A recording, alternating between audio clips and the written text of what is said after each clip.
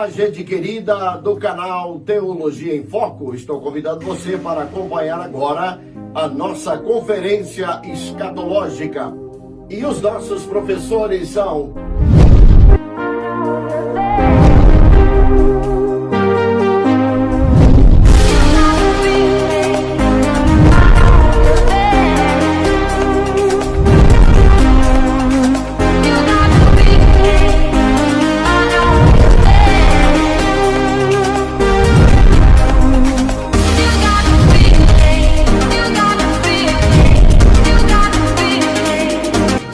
Mas antes de você acompanhar essa conferência, se inscreva no canal, participe com a gente, deixe o seu comentário e o seu joinha.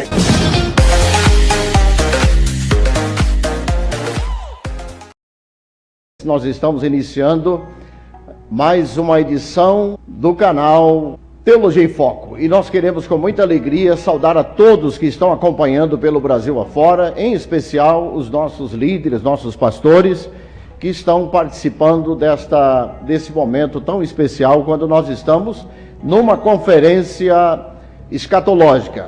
Não falaremos aqui coisas tão inusitadas, tão difíceis de compreensão, mas abordaremos aqui alguns pontos principais no livro de Daniel. Então hoje nós estamos focando aqui o capítulo 7 e o capítulo 8 do livro de Daniel. Faz jus ao momento que estamos vivendo, o tempo, esse período tão turbulento que o mundo está passando, não só o Brasil, mas todo o planeta Terra está vivendo esse momento agonizante, angustiante, mas nós estamos confiados em Deus e estamos esperando no Senhor. Com muita alegria nós queremos iniciar aqui as apresentações dos nossos participantes, e eu vou começar aqui pelo senhor presidente da nossa convenção, da Convenção do Estado do Paraná, nossa CIADEP, e naturalmente vice-presidente da CGADB e pastor-presidente da Assembleia de Deus em Umuarama.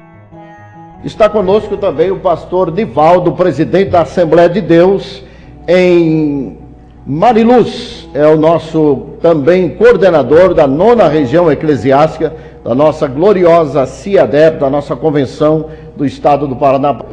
Gilberto Zambotti, meu amigo também, que é presidente da Assembleia de Deus na cidade gaúcha.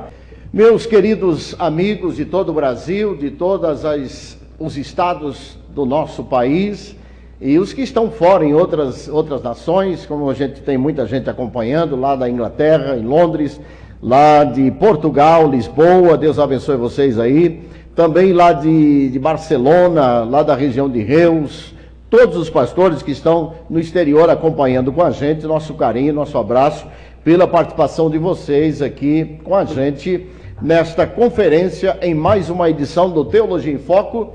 E nós vamos iniciar aqui a nossa fala. É natural que vocês vão ver os pastores mexendo com o telefone aqui, mas eles não estão brincando com o telefone não, eles estão olhando aqui as participações, algumas perguntas que podem surgir, e você que quer sugerir fazer alguma pergunta ou sugerir alguma orientação, nos ajude, pode escrever aí, eles estão atentos aí, vão fazer os bilhetinhos para a gente aí, vão passando, e nós vamos fazendo aí na medida do possível. Bem, vamos lá, vamos entrar diretamente no capítulo 7 de Daniel. Eu quero fazer algumas considerações aqui, antes de passar aqui para as perguntas e análise de alguns pastores do Brasil. Quero saudar aí o pastor Ciro Sanches, que está participando com a gente, também o pastor Gilvan Rodrigues, lá de Vitória, Estado do Espírito Santo, grandes ensinadores, pastor Ciro Sanches, que é um grande escritor.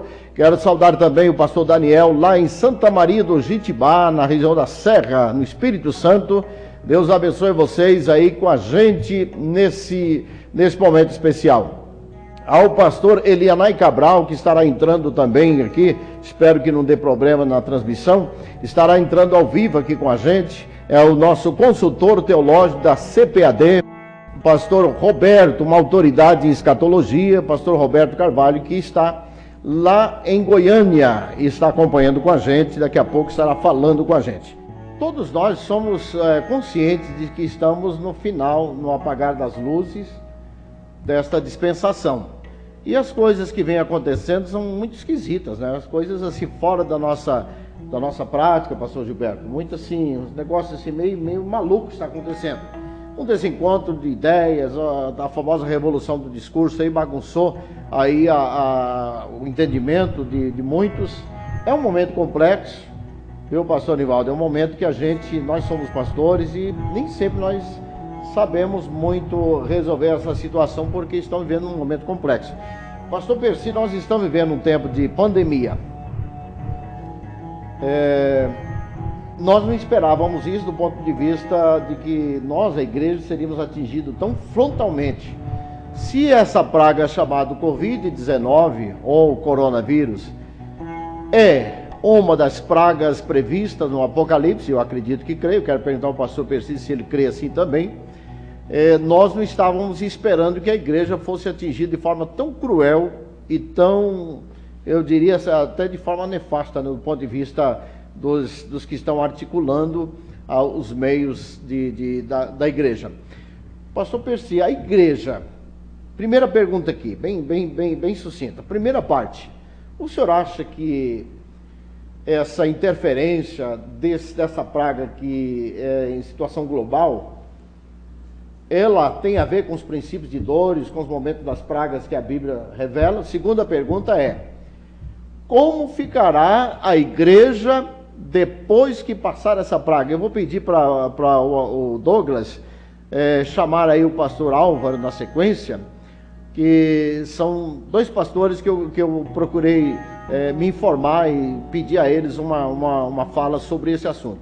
O senhor acha que a igreja vai melhorar? Vai piorar? Vai ficar do mesmo jeito? Nós voltaremos tudo normal? Ou o senhor acha que haverá mudança daqui para frente? Qual a sua opinião, pastor?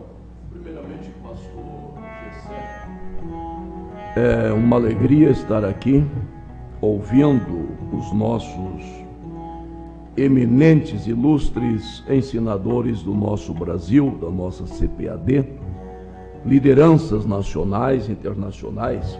Gostaria de só fazer um adendo. E se pergunta o que é escatologia? Isso quer dizer doutrina das últimas coisas. E na verdade, a pergunta que o pastor Gessé faz com relação a esta praga que estamos, essa epidemia violenta que atingiu o mundo inteiro, sem dúvidas nenhuma, ela se trata exatamente no contexto de princípio de dores. A Bíblia fala que nos últimos tempos, antecedendo o arrebatamento ou o rapto da igreja, não é? É muito bom entender isso. E devemos tomar muito cuidado com relação a isso, para não haver distorção, porque há 50 anos, mais de 50 anos, eu venho seguindo ensinadores diferenciados em todo esse país, certo? E alguns têm uma linha de interpretação, como o senhor já falou. Eu acho até um absurdo às vezes assembleianos que querem fugir da realidade. Mas esse vírus é um dos fatos interessantes relacionados que antecedem a vinda de Jesus. Eu até gostaria de ler aqui para os irmãos, com relação a pragas, não é? O que haveria.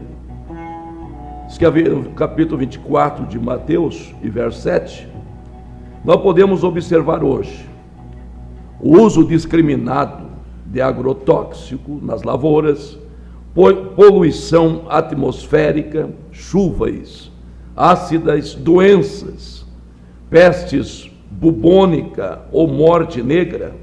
Quem já não ouviu falar de cólera, não é? Que matou muita gente no Zaire, ebola, matou muita gente, assustou o mundo, a lepra, quanto tempo durou isso? Mas eu visitei cidades, certo, no Amazonas, que você se assustava, pessoas sem dedo, sem lábio, sem orelha, sem nariz. Então a lepra, tuberculose, hoje parece ter uma doença comum, mas quando veio a AIDS, Também não tenho dúvidas que foi um juízo de Deus, certo? Um castigo, certo? Para aqueles que praticaram absurdos, não é? Estresse. Tem muita gente morrendo estressado. E eu estou com medo agora, o que há de gente estressado dentro de casa com esse problema de afastamento.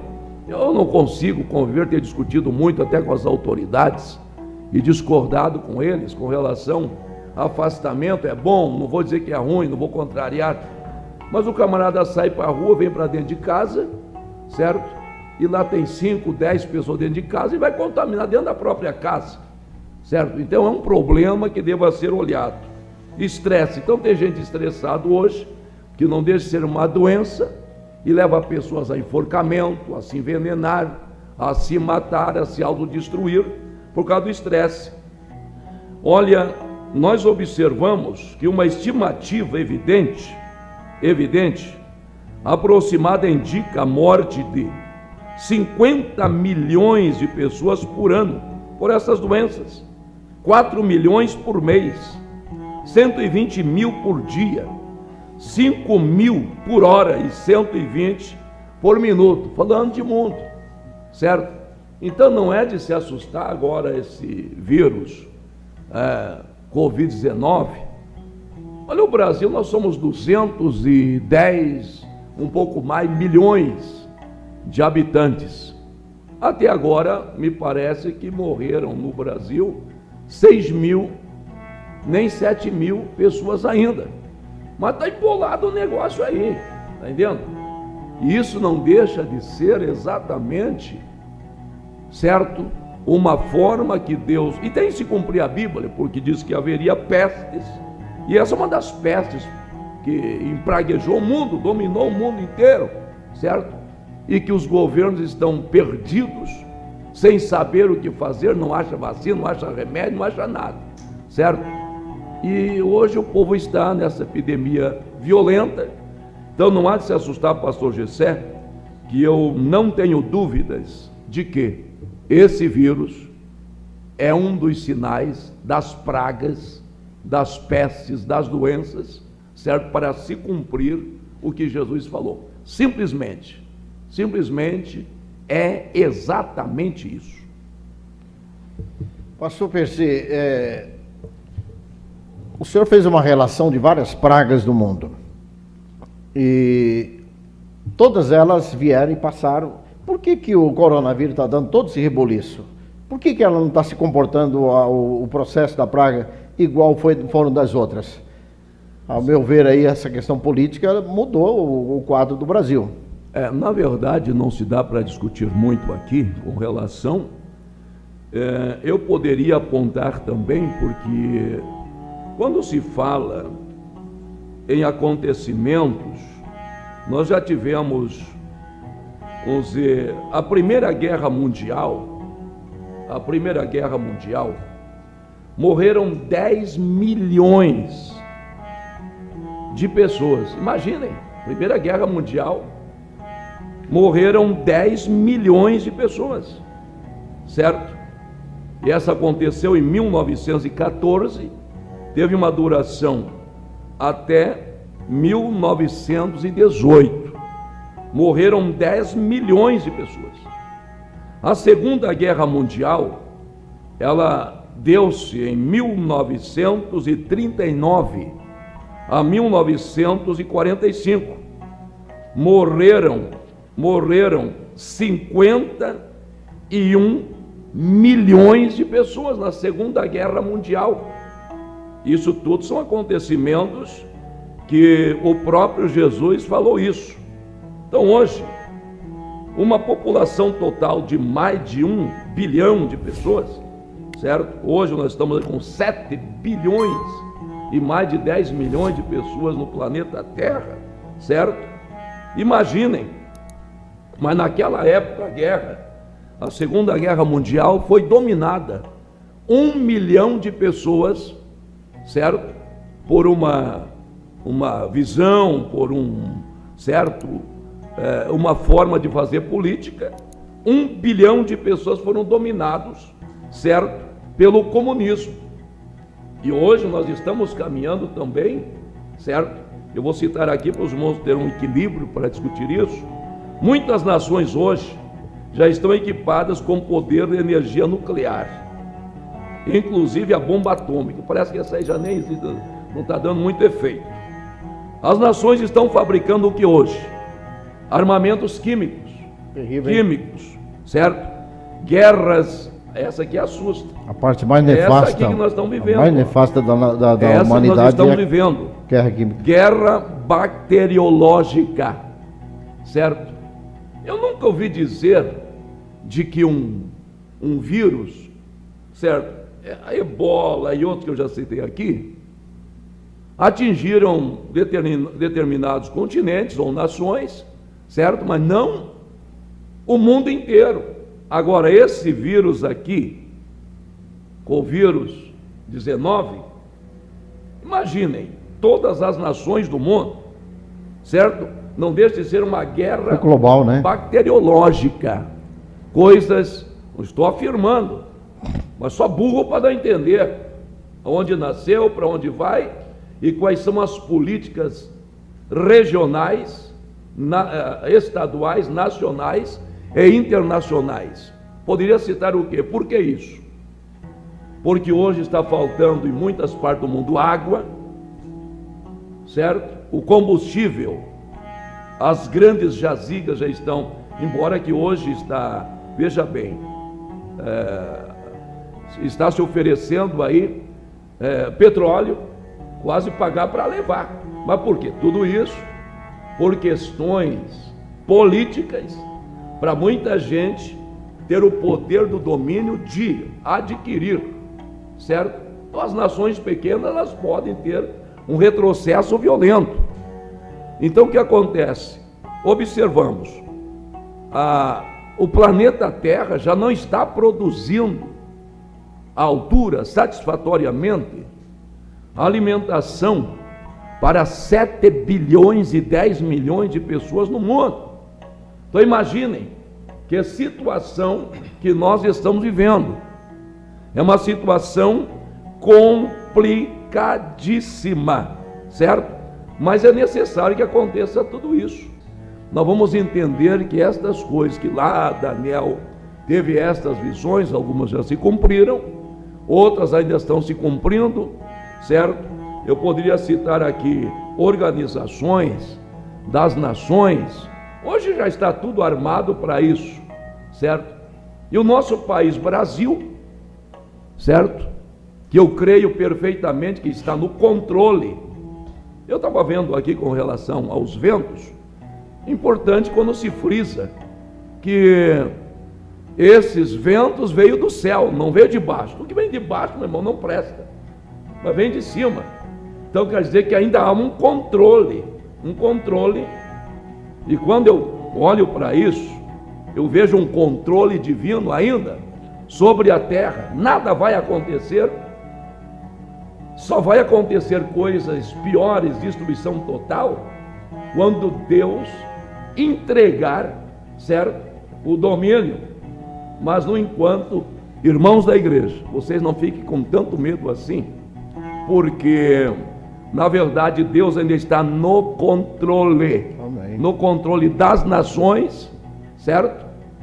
Mas é uma forma de Deus também chamar a atenção da igreja atuante, a igreja militante, para que se acorde, os sinais estão acontecendo. Depois eu vou responder a tua pergunta com relação à igreja antes e depois, a igreja dentro do período e a igreja depois. É muito fácil entender, analisar e compreender. Não precisa inventar nada.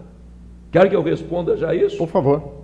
A igreja antes... Todos os nossos irmãos que estão acompanhando a live, estou vendo muita gente acompanhando, é importante porque a gente vê muitos irmãos preocupados. Eu ouvi do pastor Gilberto aqui agora há pouco, quando ele disse que tem uma sensação de que muita gente está se dispersando, né? Eu quero ouvir a palavra de vocês que são presidentes de campos, e é muito importante dar um parecer nessas horas, porque milhares de pastores do Brasil querem discutir o assunto. Eu estou vendo eles discutindo em redes sociais, tentando chegar a um denominador comum. Por favor. Eu começo respondendo assim. O povo israelita, quando estava no Egito, foram para lá porque desobedeceram, foram disciplinados, certo? E Deus corrigiu. Foram tomados e levados como escravos para lá, por lá ficaram 400 anos, povo. Mas Deus trabalha.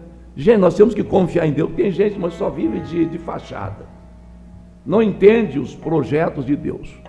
No meio das desgraças todas, uma mulher tem um filho e diz que, olha, o que aconteceu? As parteiras, e isso me chama a atenção, que até o coração de Faraó, quem controlou foi Deus. As parteiras, quem controlou foi Deus, certo? O diabo não é tanto assim não. O tanto e mais é Deus. Deus está no controle até do coração do pior homem da história. E os senhores acham que ele não vai controlar também as intenções do coração desses grandes governos mundiais? Gente, confia em Deus, por favor. Confia em Deus, por favor. O próprio Deus endureceu o coração de Faraó, certo?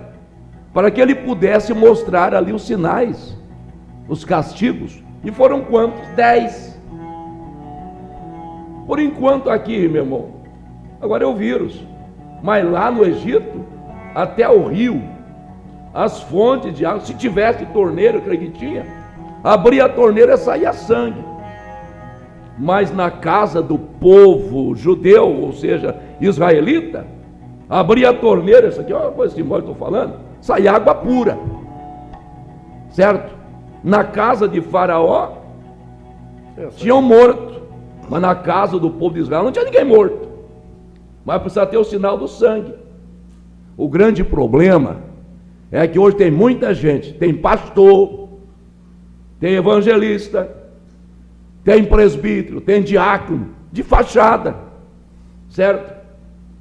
Te cuida, meu amigo, profissional. Vou aproveitar aqui para ser o profeta de Deus. Deus não suporta mais esse negócio, certo? Profissionais, que não dá nem para convidar mais o camarada, rapaz. É um artista, certo? E o povo viu todos aqueles castigos, certo? Para eles acreditar. Saíram, certo? Deserto afora. Mais 600 mil homens, não contando mulheres e crianças, certo? Comandar um povo desse não é fácil. Meu irmão, eu pergunto para você, Gessé, aquele povo que saiu do Egito depois de ver tudo aquelas pragas, eu acredito que 1 milhão e pouco, quase 2 milhões de pessoas. Fala em 1.600.000 em média, né? 1.600.000, 1.800 pessoas. Quantos entraram na terra prometida? Nenhum. Só dois. Josué e Caleb. O restante foram sepultados no deserto. E sabe quais as duas causas misericórdia, deles? Não podemos. As duas causas deles durante o deserto foi, primeiro, murmuração. Uma palavra para os murmuradores aí, viu? Essas pessoas gostam de murmurar de tudo. Sabe o que você é? Filho do diabo, agente de Satanás. Porque de uma fonte que tem Deus, não pode sair murmuração.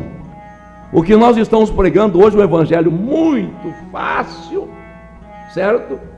O povo saiu lá, viu tudo aquelas pragas, mas no deserto, a murmuração continuou o deserto. Deus mandando maná do céu, toda a refeição, viram milagres, certo? Mas murmuraram o tempo inteiro. E o pior ainda foi, da murmuração, foi a rebelião.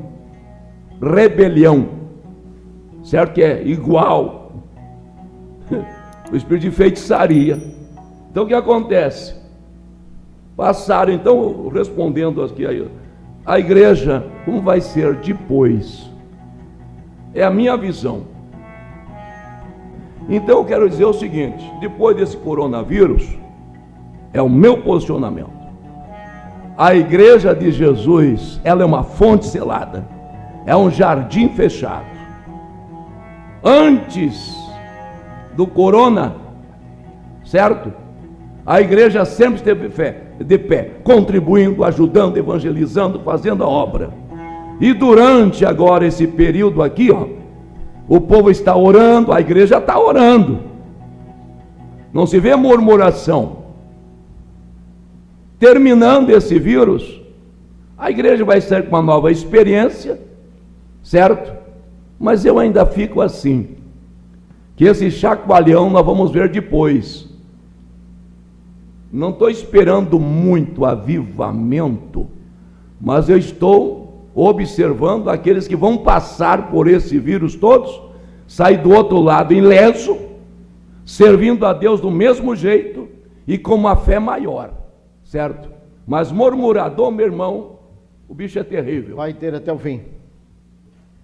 É complicado pensar nisso. Pastor Nifaldo, qual o seu pensamento em relação a isso? O senhor pensa que melhora ou piora? Vamos aumentar numericamente, as pessoas vão procurar ter uma aproximação de Deus mais temerosa agora? Ou qual a sua visão? Pastor Gessé, nobres companheiros que estão também aqui à mesa, já ouvimos o pastor Percy, nosso presidente, trazer essa exposição, e diante desse assunto, eu, como os outros tantos pastores que pastoreiam a igreja, que são pastores, a preocupação acho que é a mesma, né? A gente faz uma avaliação no contexto geral e a gente acredita que quem é crente, né? Quem é fiel, o infiel continua sendo infiel. Nós vamos ter um pouco de trabalho a mais, porque com as igrejas fechadas, o povo se dispersando, e nós vamos ter que trabalhar mais para juntar esse povo, né? O senhor acha que haverá uma dispersão? Com certeza, com certeza. Porque a gente tinha uma visão que com essa praga aí, com essa pandemia, a gente achava que o povo ia entrar num avivamento, desejar voltar para a igreja, voltar para os cultos, para os templos, né?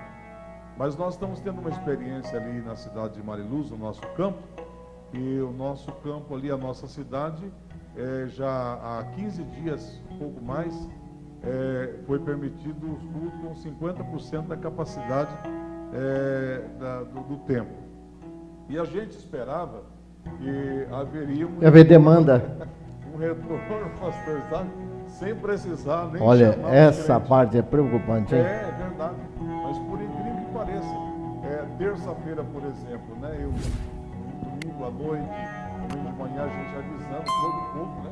Olha, nós vamos aproveitar a terça-feira, mas você não pode contar com muita gente, não, né? Domingo à noite também, a gente, de certa forma, ficou até um pouco frustrado, né? Porque a gente achava que quase mais de 30 dias o templo fechado. E eu estava doidinho para vir para a igreja. Estava tudo animado, empolgado, querendo voltar para a igreja, cultuar, mas na verdade não foi isso que a gente viu. É claro que não estou generalizando, né? Aqueles que servem ao Senhor, são fiéis, amam o templo, a igreja, né? Eles vieram adorar a Deus, vieram sim, mas uma grande parte não veio, né? Vai ser meio difícil para ir. É muito ruim ouvir esse discurso, mas é a grande realidade. Pastor Gilberto, o senhor comentou da sua... Eu senti assim, um pouco de frustração na sua fala. O que o senhor diz sobre isso, baseado no que o pastor Percy falou aqui? Qual é a sua avaliação? Então, pastor Gessé, eu também compactuo com o pastor Enquanto Nivaldo. o pastor Gilberto está falando aqui, nós vamos chamar aí o pastor Álvaro. Vamos ver a opinião do pastor Álvaro, o que ele diz sobre isso. Eu, como disse, compactuo com o pastor Nivaldo, com esta palavra dele, porque nós tínhamos aquela expectativa, a igreja fechada. Quando as autoridades liberaram, o nosso caso lá foi liberado sábado passado, com a 30% da possibilidade de congregar. Nós arrumamos o nosso templo e aguardamos. E não conseguimos os 30% para preencher as vagas. Não conseguiu. Aí eu fiquei assim, pensando, meu Deus. É sério, então, pastor Percy, é sério? A gente tinha uma Muito sério. visão de que o povo estava sedento para vir congregar. Até comentei com alguns pastores auxiliares lá, falei, mas como que nós vamos fazer agora? Porque como que a gente vai selecionar quem a gente vai permitir estar na igreja? Mas engano meu. Toda a sua logística não resolveu.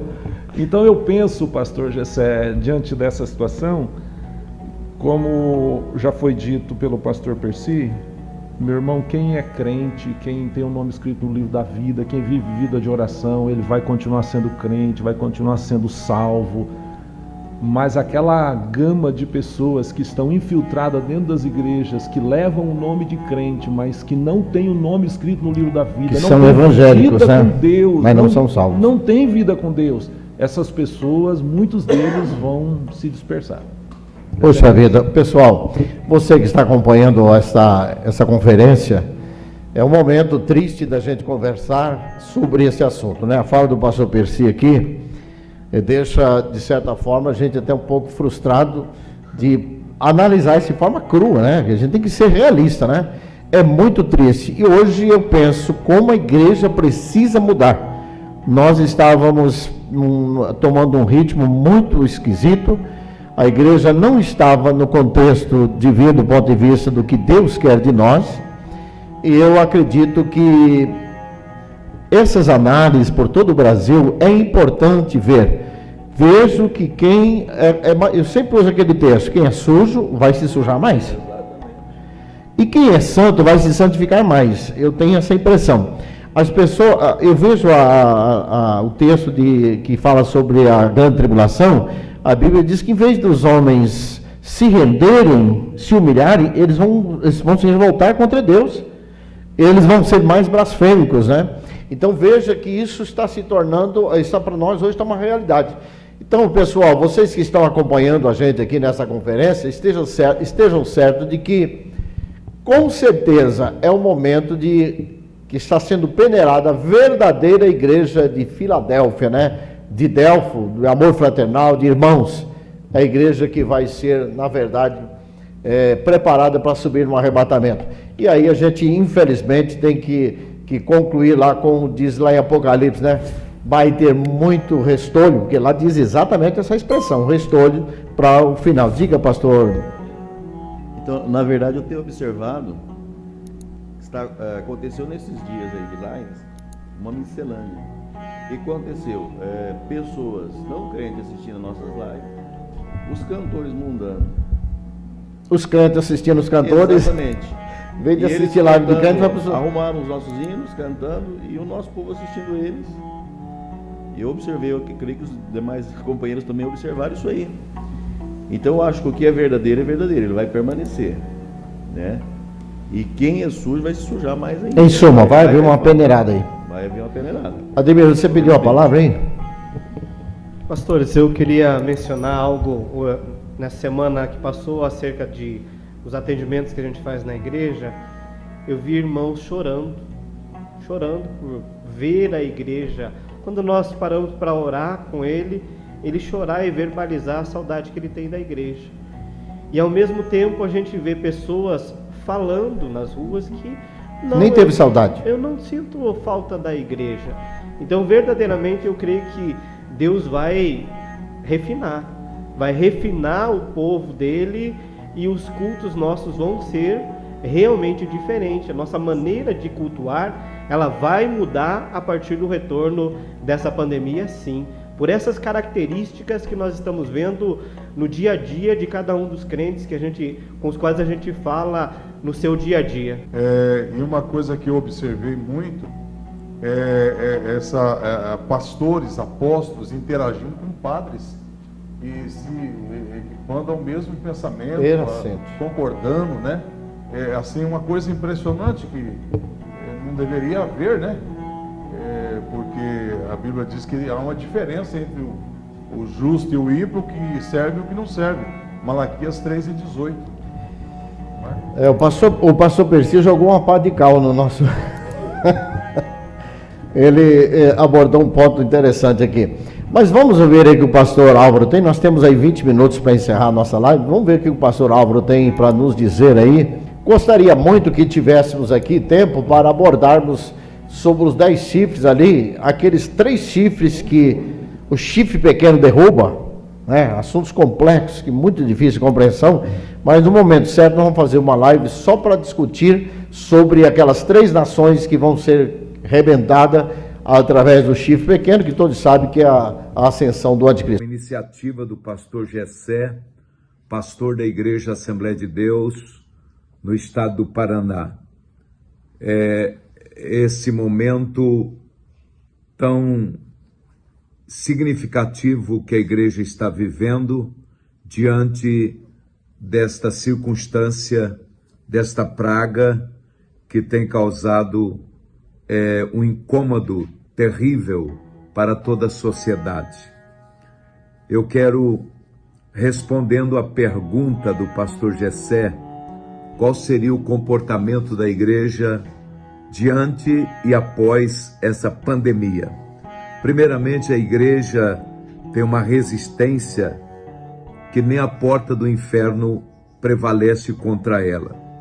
Em segundo lugar, a igreja, ela se multiplica em denominações. E quanto o comportamento de cada denominação vai depender da profundidade bíblica e da intimidade que cada cristão tem diante de Deus. Há um relatório escrito na época por pastores que o retorno de pessoas ao templo foram significativo. Os templos ficaram cheios, mas logo que passou a repercussão desse atentado, os templos foram esvaziando. É uma diferença das pessoas que são despertadas por um avivamento e buscam a presença de Deus por temor, diferente daqueles que buscam por medo, por terror. Quanto a esta praga mundial, ela sim faz parte das profecias da Bíblia Sagrada, como também as palavras de Jesus em Mateus capítulo 24. Eu creio que é um sinal dos fins das dores e não do começo das dores. Dores para a sociedade e uma eminente manifestação de que a volta de Jesus está próxima. O pastor Álvaro estava com um problema no sinal lá onde ele estava, mas olha a fala do pastor Álvaro, hein? Ele trouxe à tona aqui a questão do atentado das Torres Gêmeas da América do Norte.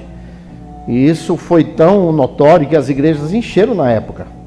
E houve até um estudo de que aumentou-se, demograficamente, aumentou a população de mulheres grávidas, porque as famílias ficaram mais em casa. O tal era o pavor da América do Norte, achando que o Oriente Médio ia explodir a América. Mas assim que passou o medo, eles voltaram à mesma prática pecaminosa. Talvez aqui mora o seu temor, a sua preocupação, né? A preocupação do pastor Persica disse aqui, e vou ser sincero, vou emitir minha opinião aqui agora. Eu tenho muita dúvida de pessoas que estavam só indo no barulho. Acredito que essas pessoas vão ficar pior. Tem gente que só teme o cabresto, só teme a dor. E acredito, por exemplo, na nossa cidade, se tivesse invadida de praga, gente morrendo todo dia, a igreja estava cheia de gente orando com medo de morrer. Então as pessoas têm medo, mas não são crentes por amor.